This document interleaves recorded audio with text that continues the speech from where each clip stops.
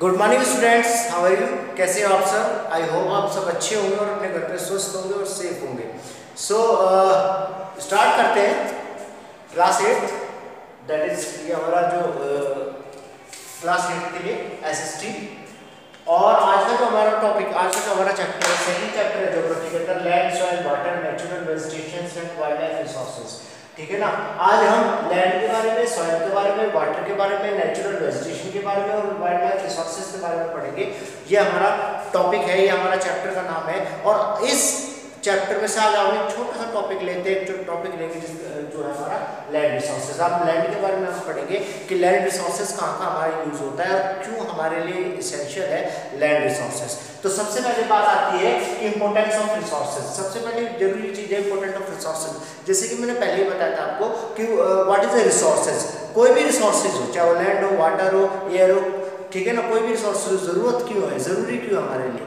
That is fulfil our needs, क्योंकि वो क्या करती है, हमारी जरूरतों को पूरा करती है। इसलिए जो है हमें इट मींस ये लैंड रिसोर्सेज की जरूरत है। इसमें बताया है कि 30% of total areas of our surface area, यानी हमारे पूरे अर्थ पे जो है 30% सिर्फ लैंड है, यानी 70% क्या है, पानी है, वाटर बॉडीज है। तो 30% जो हमारी अर्थ पर लैंड है, उस लैंड का ही हम यूजेस करते हैं। उस लैंड में हमारे माउंटेन्स भी आ जाते हैं, उसमें हमारे प्लेन्स एरिया भी आ जाते हैं, उसमें हमारे प्लेटूट्स एरिया भी आ जाते हैं, उसमें हमारे डेजर्ट एरिया भी आ जाते हैं और उसमें हमारे कोस्टल एरिया भी आ जाते हैं। तो ये 30% जो लैंड है, यानी हमारी अर्थ का एक छोटा सा हिस्सा जो है सिर्फ जमीनी हिस्सा है और बाकी 70% क्या है, वाटर है। So that some parts are not habitable। अब इसमें कुछ चीजें ऐसी आती हैं कि जैसे इसमें बताया some part of it not habitable, यानी important resources है ह्यूमंस के लिए, प्लांट्स के लिए, एनिमल्स के लिए, यानी ऑल लिविंग थिंग्स के लिए लैंड रिसोर्सेज बहुत ही इंपॉर्टेंट रिसोर्सेज है। लेकिन कुछ जगह ऐसी भी है हमारे लैंड के ऊपर जो हैबिटेबल नहीं है, जहाँ पर इट मींस आदमी जो है एक तरह से नहीं रह सकता, हैबिटेबल्स नहीं है, उसके रहने योग्य जगह नहीं है। So that's various part of different uses, और इनमें जो है अलग अलग वेरियस तरह के पार्ट्स पाए जाते हैं, उनके अलग अलग तरह के यूजेस होते हैं। जैसे माउंटेन एरिया की बात करते हैं तो माउंटेन एरिया क्या काम करता है, माउंटेन एरिया में बड़े बड़े ग्लेशियर्स होते हैं, आपके बड़े बड़े बर्फ के पहाड़ होते हैं, वो पानी को होल्ड करके रखते हैं, वाटर को आइस के रूप में होल्ड करके रखते हैं। और जिस तरीके से टेम्परेचर बढ़ता है तो क्या होता है, मेल्ट होते हैं, मेल्ट होकर धीरे धीरे रिवर्स में पानी जो है फ्लो होता है। और वाटर रिसोर्सेज हमारे इरिगेशन के लिए यूज होता है, हाइड्रो इलेक्ट्रिसिटी बनाने के लिए यूज में आता है, और डिफरेंट टाइप से अलग अलग कल्टिवेशन के लिए भी उसको इरिगेशन के लिए यूज करते हैं। नेक्स्ट इसमें बताया प्लेन एरियाज।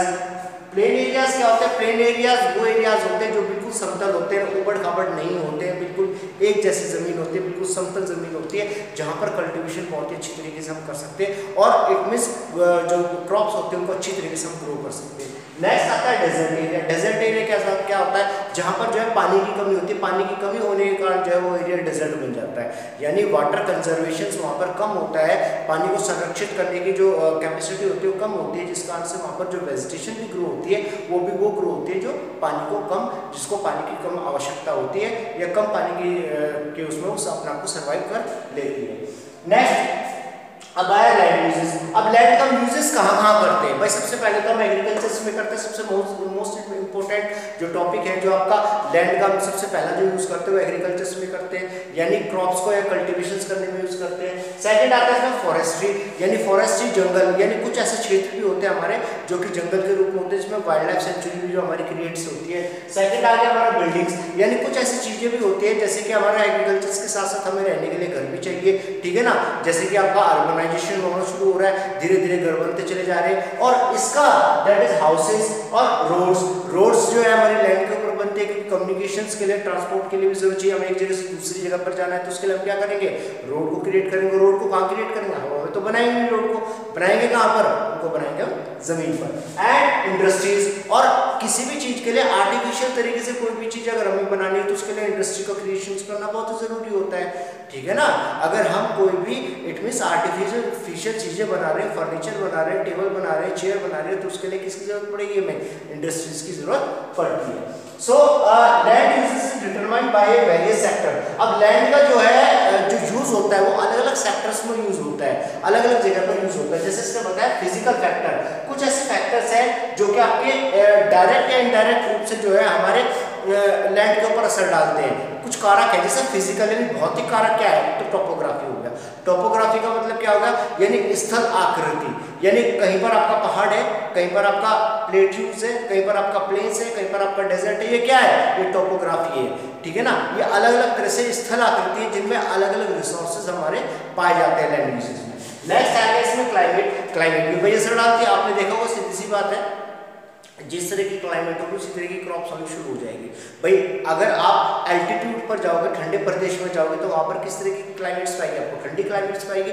तो यानी जो कोल्ड क्लाइमेट से संबंधित जितने भी क्रॉप्स होंगे वहाँ पर ग्रो होगी। भाई यूरोपियन कंट्रीज में आप जाके देख लीजिए, यूरोपियन कंट्रीज कहाँ है, जैसे कि आप सपोज करो ये दिस इज द अर्थ, ये क्या होगा आपका इक्वेटर होगा। अब इक्वेटर क्या है, इक्वेटर के ऊपर सन की लाइट क्या पड़ती है, डायरेक्ट लाइट पड़ती है, तो यहाँ पर क्रॉप्स कैसी होगी, जो कि 21 गर्मी में पैदा होने वाली क्रॉप्स होगी वो ग्रो होगी। अब यूरोपियन कंट्रीज की बात करते हो तो यूरोपियन कंट्रीज आपकी यहाँ पर पड़ती है, इस क्षेत्र में जो है यूरोपियन कंट्रीज पड़ती है। तो यूरोपियन कंट्रीज जो एल्टीट्यूड पे जाकर है वहाँ पर क्या होता है, वहाँ पर जो है किस तरह की वेजिटेशन ग्रो होगी, जो ठंडे इलाके में ग्रो होने वाली वेजिटेशन से वो ग्रो होगी। तो किसका असर पड़ रहा है, वो क्लाइमेट का उसके ऊपर असर पड़ रहा है। नेक्स्ट आता है मिनरल्स। अब मिनरल्स की बात आती है, मिनरल्स में भी अलग अलग चीजें, जैसे कॉपर की बात करता हूँ मैं, कॉपर कहाँ पर ग्रो होता है, कॉपर मोस्टली जो आपका ग्रो होता है वो गर्म इलाके में और डेजर्ट रेगिस्तान वाले इलाके में कॉपर जो है वो पाया जाता है। यूरेनियम कहाँ पाया जाता है, यूरेनियम ठंडे इलाके में पाया जाता है, जैसे लद्दाख वगैरह में पाया जाता है, पहाड़ी एरिया पर जहाँ पर जो है ठंड होती है वहाँ पर यूरेनियम जो है बहुत ज़्यादा पाया जाता है। तो मिनरल्स जो पाए जाते हैं वो अलग अलग जो कैपेसिटी के अकॉर्डिंग पाए जाते हैं, हर जगह नहीं पाए जाते हैं, अलग अलग जो पाए जाते हैं, ये भी इनका भी कहीं ना कहीं हमारे लैंड के ऊपर फिजिकल फैक्टर्स ये इसके ऊपर इफेक्ट डालता है। अब दूसरी चीज ये तो आगे फिजिकल फैक्टर की बात, ये तो मैंने सारी बताया फिजिकल भौतिक रूप से जो नेचुरली पड़ता है। अब आते हैं एनवायरनमेंट, यानी ह्यूमंस किस तरीके से इसके ऊपर असर डालता है। सबसे पहले पॉपुलेशन। अब देखिए लैंड मैंने क्या बताया 30% है, उसको बढ़ाया नहीं जा सकता, घटाया नहीं जा सकता, ठीक है ना, 30% है। अगर हम उसको पॉपुलेशंस बढ़ाते हैं अपनी, जब हम पॉपुलेशंस को क्रिएट कर रहे हैं, पॉपुलेशन अगर हम बढ़ा रहे हैं तो क्या हो रहा है, लैंड तो 30% है लेकिन पॉपुलेशंस के लिए लोगों को कल्टीवेशंस के लिए जमीन भी चाहिए, खाने को अनाज भी चाहिए नहीं, रहने को घर भी चाहिए, ठीक है ना। और जो मैन्युफैक्चरिंग से अलग अलग चीजें करने के लिए इंडस्ट्रीज भी लगानी जरूरी हो रही है। तो क्या हो रहा है, लैंड यूजेस, लैंड तो सीमित है लेकिन हमारी जो ह्यूमंस पॉपुलेशंस है वो ज्यादा बढ़ती चली जा रही है, जिस कारण से क्या हो रहा है, जिस कारण से हमारे रिसोर्सेज संकुचित होते चले जा रहे हैं। क्या होते चले जा रहे हैं, संकुचित होते चले जा रहे हैं। जैसे एक छोटा सा आप एग्जांपल लेंगे, एक परिवार है, एक परिवार के अंदर जो है, जो घर का मुखिया है, घर के मुखिया जो है उसके हिस्से में जो है सपोज करो 10 बीघे जमीन है, ठीक है। अब उसके 4 बेटे हो गए, जब उसके 4 बेटे हो गए तो आपस में डिवाइड होगी वो जमीन, उसके हर और एक के 4 बेटे हो गए तो और वो रिसोर्सेज घटते चले गए। क्या हुआ, जमीन तो 10 बीघे है लेकिन क्या हो रहा है, उसके रिसोर्सेज घटते जा रहे हैं। कारण क्या है, पॉपुलेशन तो ग्रो होना, पॉपुलेशन का ग्रो होना। नेक्स्ट आता है टेक्नोलॉजी। अब जैसे जैसे पॉपुलेशन ग्रो होती है उसी तरीके से हम टेक्नोलॉजी भी ग्रो कर रहे हैं। भाई मैंने आपको उस दिन भी बताया था आपको कि रिसोर्सेज जितना कंट्री का डेवलपमेंट करता है उतना ही रिसोर्सेज का डेवलपमेंट होना भी जरूरी है, और वो होता है किस तरीके से डेवलपमेंट होता है, टेक्नोलॉजी के माध्यम से। इसके बाद नेक्स्ट आपका आता है प्राइवेट लैंड। कुछ लैंड्स ऐसे होते हैं जो कुछ प्राइवेट होते हैं, कुछ कम्युनिटी के होते हैं। जैसे समझो भाई पार्क हो गया, पार्क में कोई इंडिविजुअल व्यक्ति तो जाके नहीं बैठ सकता है, ठीक है ना। पार्क तो कम्युनिटी के लिए, किसी भी कम्युनिटी बनाए, चाहे वो हिंदू हो, चाहे मुस्लिम हो, चाहे सिख हो, चाहे ईसाई हो, चाहे किसी भी कम्युनिटी से बिलोंग करता हो, सब जाके जो है उसको यूज कर सकते हैं। जो पब्लिक प्रॉपर्टीज होती है उसको सभी यूज कर रहे हैं। रोड है, रोड पे खाली एक नहीं कोई इंडिविजुअल व्यक्ति ही चलेगा, रोड पे ट्रक भी चलता है, साइकिल भी चलती है, मोटरसाइकिल भी चलती है, सब चीजें जो है उस रोड के ऊपर चलती है। तो क्या होगा, एक पब्लिक फैसिलिटी हो गई, इनमें से कम्युनिटी के लिए वो सारी चीजें बनाई गई जिसको सब यूज कर सकते हैं। अब जैसे कि प्राइवेट प्रॉपर्टी, प्राइवेट प्रॉपर्टी का मतलब कोई एक फैक्ट्री लगाई हुई है जमीन के ऊपर, वो जमीन किसके, वो एक इंडिविजुअल व्यक्ति का नाम है जिसको काम कर रहा है। एक खेत की जमीन है, 10 बीघे खेत की जमीन है, वो किसी एक व्यक्ति के नाम में क्या है, वो इंडिविजुअल, उसकी कम्युनिटी के नहीं है, वो क्या है, इंडिविजुअल इसको यूज कर रहा है। तो ह्यूमन फैक्टर्स भी कहीं ना कहीं इन चीजों के ऊपर जो है आपका इफेक्ट डालते हैं। अब इसमें कुछ चीजें आपके सामने ऐसे आती है, जैसे फर्स्टली ये सब चीज तो आपको समझ में आई जाएगा कि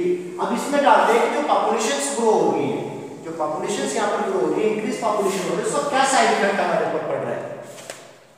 देखिए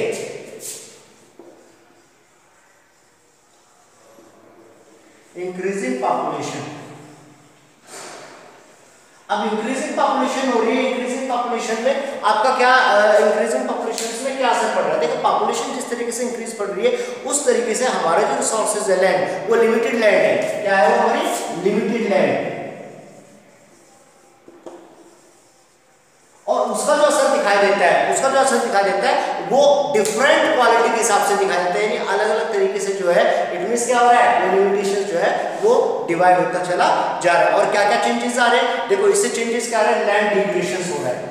चैलेंजेस क्या क्या आ रहे हैं, अब चैलेंजेस क्या क्या आ रहे हैं, प्रॉब्लम जो क्रिएट हो रही है, सबसे पहला आता है लैंड डिग्रेडेशन।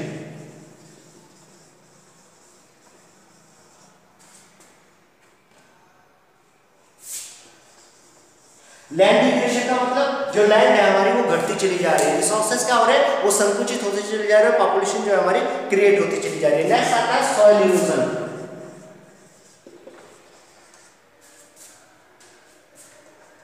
सॉइल इरोजन में क्या हो रहा है, सॉइल इरोजन में मिट्टी का कटाव हो रहा है, क्या हो रहा है, मिट्टी का कटाव हो रहा है, जिसमें कि जो हमारी जमीन जो है, जो सॉइल रिसोर्सेज है वो मिट्टी का कटाव होते हुए वो बहती हुई चली जा रही है, वो एक जगह से दूसरी जगह पर जो है सॉइल का इरोजन होता चला जा रहा है। लैंडस्लाइड्स हो रही है, पहाड़ों पर क्या होता है, पहाड़ों पर पहाड़ टूट गए, लैंड जो है खिसक कर नीचे चली गई। नेक्स्ट आता है हमारा डेजर्टिफिकेशन, यानी जो हमारी उपजाऊ जमीन होती है वो डेजर्ट में बदलती हुई चली जा रही है। तो ये चैलेंजेस जो है हमारे सामने फेस हो रहे हैं। तो आज का टॉपिक जो है हमारा वो यहाँ तक ही रहेगा, ये होगा आपको सारी चीजें लैंड रिसोर्सेज समझ में आया होगा, ठीक है ना। और जो आपका वर्क है, इसमें वर्क में जितने भी आपको ड्यूनो दे रखे हैं, ठीक है ना, ये ड्यूनो आपको अपनी कॉपी पर करके लाने हैं, और ग्लोसरी जो है इसमें कुछ दी हुई है अपनी कॉपी पर करके लाना है, और इस चैप्टर को जो है अच्छी तरीके से आपको फर्स्ट चैप्टर पेज जो है इसको अच्छी तरीके से स्टडी करके आना है।